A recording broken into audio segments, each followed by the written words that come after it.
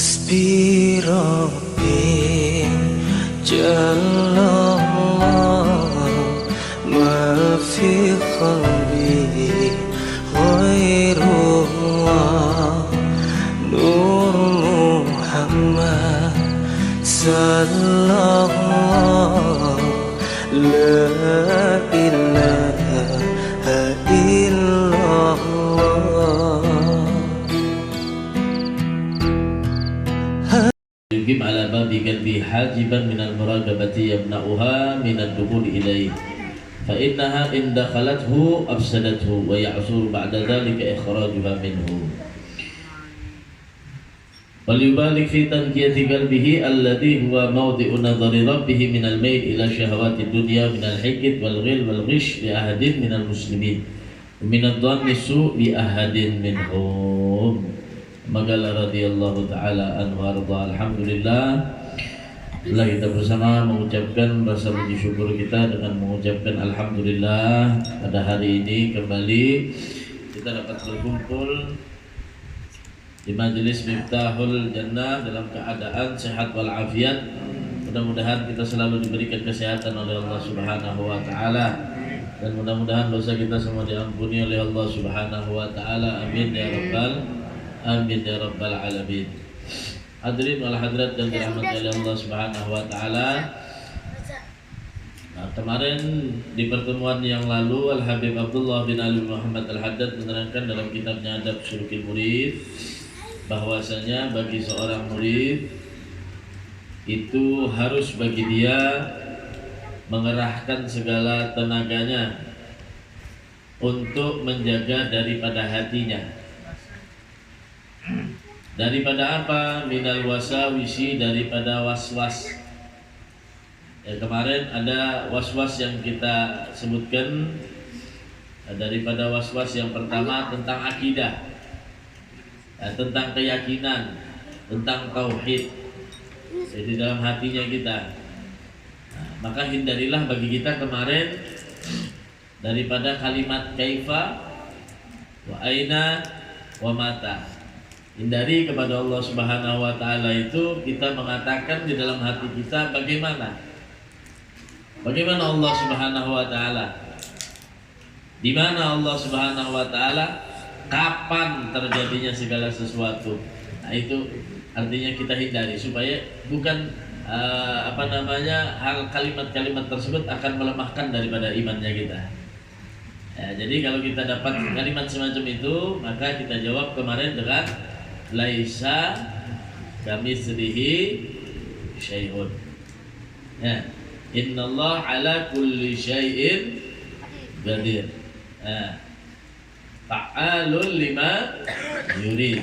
Nah, jadi segala sesuatu itu Allah Subhanahu wa taala tidak bakal serupa dengan manusia apapun yang terbenak di dalam hatinya kita. Karena ini pintunya syaitan nanti untuk menggoda keimanannya kita.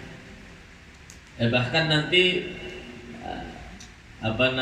pasukan terakhir yang akan menggoda iman kita yang bernama Dajjal itu akan masuk dalam pintu itu.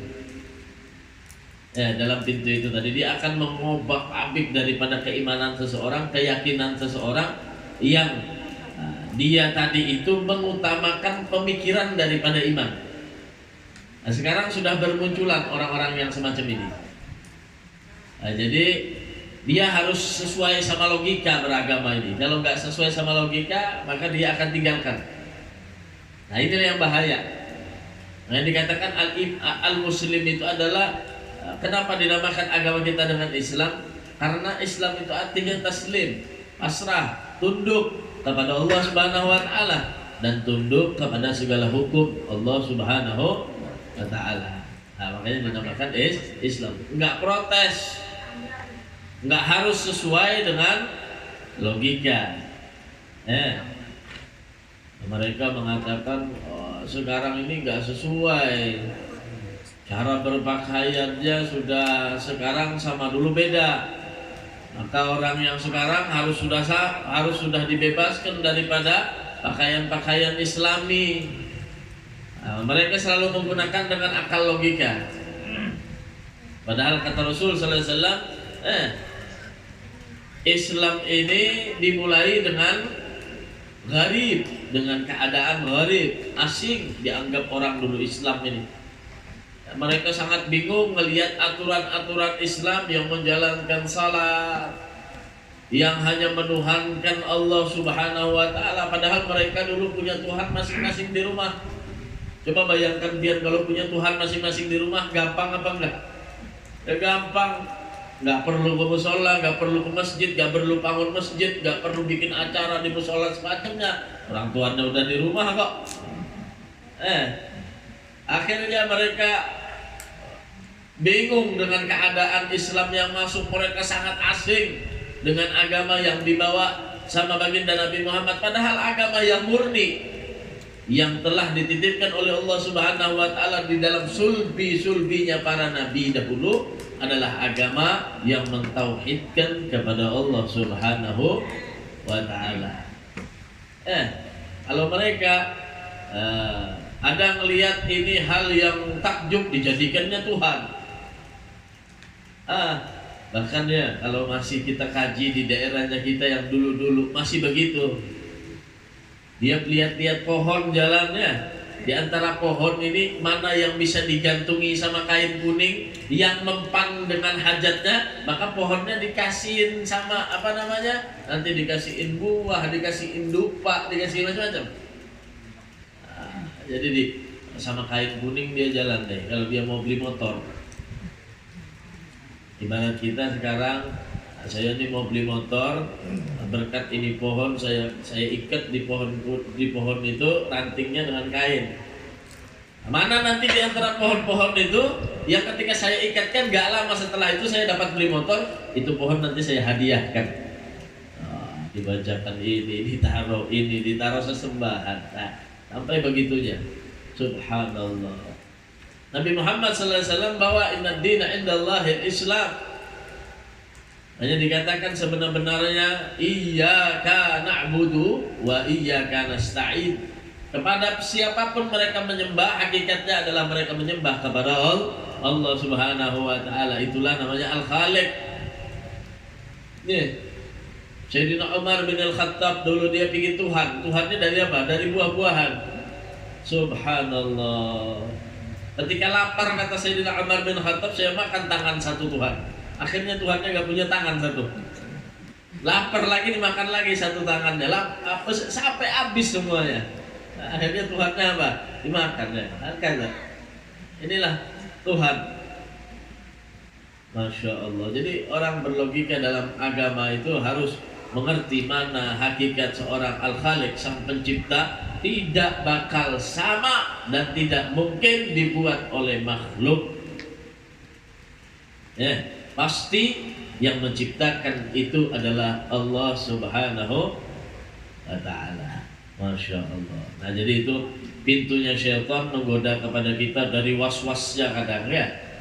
Sampai sebagian mereka itu sampai was-was tinggi itu bikin kajian ilmu ya yang sering kita dengar lagi ya. Apa ilmu apa namanya? Ilmu sebuku. Jadi dia punya satu buku, di situ kan ada pertanyaannya yang aneh-aneh, dia jawab yang aneh-aneh sendirinya. Subhanallah. Allah di mana? Tahu nggak kamu Allah? Kalau nggak tahu berarti belum sampai kamu, belum marifat kamu. Sampai begitu ya. Padahal tugasnya kita, wa ma khalaqtul jinna wal insa illa liya'budun. Tugas seorang hamba untuk menyembah kepada Allah. Dan metode untuk ma'rifat, kata Habib Abdullah Al-Haddad, orang mau ma'rifat kepada Allah, jalannya adalah jalan pendekatan melalui batin dan dohir yang seimbang. Kacanya daripada dohir adalah hati. Kalau hatinya baik, maka dohirnya akan mengikuti baik. Tidak ada istilah ya yang penting hatinya baik walaupun nggak pakai kerudung, nggak ada. Yang penting hatinya baik walaupun nggak sholat, nggak ada. Kata Habib Abdullah Al-Haddad, hati dan cerminan daripada zahir. Ketika orang baik hati, dia akan pakai kerudung. Ketika baik hati, dia akan sholat.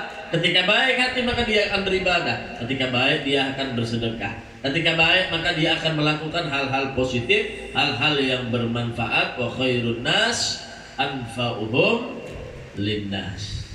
Sebaik-baik manusia kata Nabi adalah yang bermanfaat kepada manusia yang lainnya. Jadi pertama, kita tutup pintu waswas syaitan untuk menggoda keimanan akidah kita. Yang kedua, daripada waswas yang sering terjadi juga, dan itu pintu syaitan menggoda dalam hatinya kita, adalah waswas fil ibadah. Di dalam ibadah, kemarin sudah diterangkannya bagaimana mereka beribadah, ya, mengangkat takbir kadang 10 kali, Allah belum kena, belum masuk, Allahu Akbar belum kena, belum masuk, ya. Kadang wudhunya setengah jam, nah, subhanallah. Nah, ini was-was daripada syaitan. Nah, kata Habib Hasan bin Ahmad bin Hasan Al-Qaus kemarin, beliau mengatakan ketika dia sholat, kemudian dia menyaksikan ada orang yang was-was di dalam sholat, ditegur sama beliau. Harusnya, kata beliau, engkau was-was itu di dalam ibadah zakat, bukan was-was dalam ibadah sholat. Oh, rasanya saya tadi belum mengeluarkan zakat, ya, keluarkan lagi, gitu loh. Oh, kayaknya belum pas ya, dikeluarkan lagi. Kenapa? Karena ketika kamu was-was di dalam zakat, bermanfaat bagi fuqara dan masakin. Sedangkan ketika kamu tadi itu was-was dalam sholat, itu merugikan kepada orang-orang muslim. Dia terganggu dengan takbirnya kamu, dia terganggu dengan wudhu kamu yang lama. Sholat sudah hendak habis waktunya, dapat ini wudhu di kamar mandi ada sing keluaran, Masya Allah. Apalagi di Mekah, di Madinah itu masuk, coba biarlah di mikot itu mandi, masuk kamar mandi kada kegedoran tuh, orang antri panjang, inya di dalam kamar mandi di kawasan. Jadi kita harus bisa, apalagi israf, hati-hati, haram, apalagi di masjid, di musola. Memakai sesuatu yang ada di masjid dan di musola itu berlebihan, air kerannya bisa dibuka sedikit, berlebihan dibukanya. Haram, ini air untuk wakaf, untuk orang berwudu. Yang tidak dibolehkan mandi di dalam masjid musola, nggak ada tulisan kamar mandi buat mandi di dalam situ nggak boleh. Apalagi sekedar mampir buang air kecil, kemarin diterangkannya kalau perjalanan mampir di masjid, jadikan masjid itu kembali kepada maslahatil masjid. Paling enggak sholat 2 rakaat tahiyatul masjid atau niat i'tikaf, wudhu dulu, duduk niat i'tikaf. Atau enggak, ada celengan masjid, masukkan untuk nyumbang. Nah, maka akan kembali li maslahatil masjid. Jangan sekedar mampir ke masjid, bekami, apalagi guring, ngecas HP, Masya Allah. Besangu sudah, gayung besangu, anduk besangu, sabun besangu lengkap. Subhanallah. Kenapa aja jadi mandi di masjid harus bayar ledeng, di rumah larang bebas. Namun di masjid ini ada dananya, kurang sedikit ya lah, Masya Allah. Nggak boleh. Nah, ini israf fil ibadah. Ini pintunya juga syaitan untuk menggoda kepada kita. Min waswas ini tadi ya. Apalagi waswas. Orang waswas itu mandinya, saya pernah nemukan ya. Orang yang waswas mandinya, kita mau berangkat ke Martapura, pulang dari Martapura, dia masih di kamar mandi. Subhanallah. Jadi tingkatannya kalau orang was-was itu nggak diselesaikan, dia akan nambah terus. Nah, caranya gimana? Caranya dia harus tahu, ini bukan ajaran dan bukan sunnah daripada baginda Nabi Muhammad SAW. Belajar. Nah, kemudian lagi kemarin diajarkan menjaga kita tadi daripada hati kita tadi, wal afati minal afat, daripada yang merusak daripada hati kita, yang menyebabkan hati kita ini marad, sakit. Kita harus menjaga, sebagaimana kita menjaga tubuh kita agar tidak terkena penyakit, maka kita harus menjaga hati juga supaya tidak sakit. Jangan sampai nanti kita sudah meninggalkan dunia, hati kita masih sakit, dan ini tidak akan diterima oleh Allah Subhanahu wa taala. Diusir oleh Allah Subhanahu wa taala kalau orang yang masih hatinya sakit. Apa di dalam firman Allah mengatakan, yauma la yanfa'u malun wala banuna illa man atallaha biqalbin salim. Yang diterima oleh Allah nanti adalah hatinya mereka yang enggak sakit, hati mereka yang selamat. Jaga perhatian kita sama hati kita nih, jangan sampai sakit, jangan sampai rusak. Kalau udah rusak, kalau udah sakit, gak enak. Kita kalau sakit, ya kemarin dicontohkan sakit, biasanya senang apa? Rokokan, kena asma, Sap rokok, pahit bebeh, sakit dadanya. Orang yang kena gula, diminumin misalkan es teh, lagi naik gulanya, wah, nggak bisa beb ya. Orang darah tinggi, dikasihin kambing, walaupun namanya beb kambing ini beb jar sate kambing, cuma lagi kena darah tinggi, wah, apa nih jar kolesterol, nggak bisa yang berlemak. Sekalinya dijuluki kanas, hanya hancap ambil. Ada melirik lagi yang lainnya. Masya Allah. Nah ini kalau dohirnya kita sakit, fi qulubihim maradun fazadahumullahu marada. Kalau sudah sakit akan bertambah terus sakitnya. Orang sakit itu nggak bisa ngapa-ngapain. Pengennya tiduran aja ya, istirahat aja. Gitu juga kalau orang hatinya sakit. Dia lebih nyaman tidur daripada bangun salat subuh. Tuh hatinya sakit berarti. Dia lebih nyaman bekerja mencari duniawi daripada hadir majelis. Itu berarti hatinya sakit. Yang bisa mengukur hatinya sakit dan tidak itu kita yang punya hati. Dan yang bisa mengobati adalah dokternya hati, yaitu para ulama, para ahli hikmah. Dikatakan kalau orang yang sakit hatinya selama 7 hari, kata ulama, dibiarkan, maka dia akan temui hatinya mati. Kalau sudah mati, nah itu sulit sudah. Kalau masih sakit bisa disembuhkan. Kalau sudah mati, tanaman tuh. Kalau udah mati, nggak bisa diapa-apakan udah. Manusia mati, bisa diajak ngomong lagi? Nggak bisa, udah mati. Jangankan untuk hadir di majelis, dengar majelis aja sudah bagi dia itu sesuatu yang mengganggu. Kenapa? Hatinya udah mati. Nah, maka kita harus menjaga hadirin wal hadirat. Nah, jadi para ulama, para habaib, para orang-orang soleh itu dia lebih mengutamakan untuk menghidupkan hatinya mereka daripada dohirnya. Ibu-ibu misalkan ya mau hadir kondangan, gimana? Mau bangun tidur langsung pakai kerudung hadir kondangan nggak?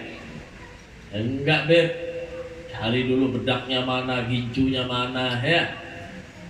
Kadang setengah jam, sejam dandannya aja, bajunya dipilih yang mana untuk memperindah dohirnya.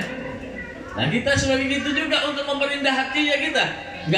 Nggak bisa dengan waktu yang singkat hadirin wal hadirat. Kita perindah hatinya kita ini butuh waktu yang lama. Dan perindahlah hatinya kita sebagaimana kita memperindah dohir. Sebagaimana kita menjaga dohirnya kita jaga hatinya kita. Kenapa biar pakai sopel, pakai hand body supaya kada digigit nyamuk, supaya melindungi daripada atau menjaga daripada kulit. Kita hati juga perlu benteng untuk dikasih bahasanya. Dipakein hatinya bagaimana dengan mendengar cerita-cerita orang soleh, manakib orang soleh. Makanya Al-Quran itu lebih dari 60% di atas Al-Quran itu cerita sejarah. Kenapa? Karena sejarah itu akan memberikan pelajaran yang sangat luar biasa bagi orang yang membaca dan mempelajarinya. Jadi ilmu yang paling hebat itu adalah sejarah. Dengan sainsnya Al-Quran yang menerangkan tentang sejarah orang-orang yang soleh dan berbalik kepada orang-orang yang dimurkai oleh Allah Subhanahu wa Ta'ala. Nah sekarang kata para ulama, Allah Subhanahu wa Ta'ala selalu menjadikan di tiap zaman. Kalau yang paling terkenal di Al-Quran itu ceritanya siapa ya? Nabi Musa dan Fir'aun. Rata-rata semua orang tuh udah tahu. Nah kata ulama, di setiap zaman itu Allah jadikan ada Nabi Musanya, ada Fir'aunnya. Di setiap zaman. Nah sekarang juga ada. Nabi Musanya siapa, Fir'aunnya siapa ada. Sekarang tugasnya kita ikut di mana? Ikut di barisannya Fir'aun atau ikut di barisan Nabi Musa? Kalau ikut di barisan Nabi Musa kita akan diselamatkan oleh Allah. Nabi Musa itu gak punya apa-apa bu. Gak punya kerajaan, gak punya apa-apa. Cuma punya tongkat. Nabi Musa itu diberikan oleh Allah Subhanahu wa Ta'ala bil mu'jizat, dengan mu'jizat. Nah, tongkatnya luar biasa, dia pukulkan ke lautan loh ini. bisa belah itu lautan untuk menyelamatkannya. Subhanallah. Banyak tongkatnya, banyak senjata Fir'aun, banyak bala tentaranya, kalah sama Nabi Musa. Kenapa? Karena dia di barisannya Allah Subhanahu wa Ta'ala, dan janji Allah apa? Janjinya Allah, annal arda yarisuha ibadiyas salihun. Sesungguhnya yang mewarisi di dunia ini, kata Allah, artinya yang menjadi khalifahnya Allah, menjadi wakilnya Allah di dunia adalah ibadiyas salihun, hamba-hamba Allah yang soleh. Seberapa kuatnya Fir'aun, kalah sama Nabi Musa. 400 tahun lebih memimpin Fir'aun itu dengan kejamnya.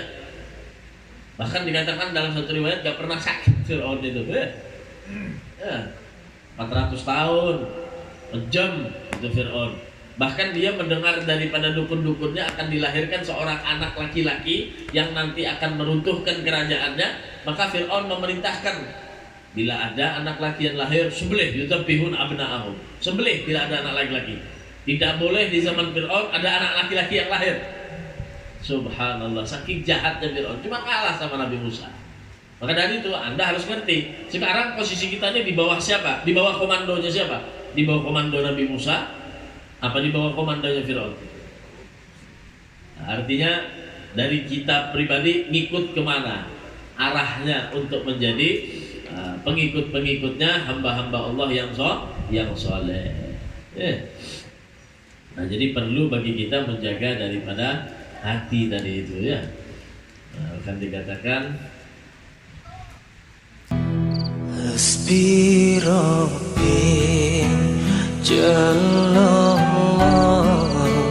ma fi qalbi ghairullah Nur Muhammad sallallahu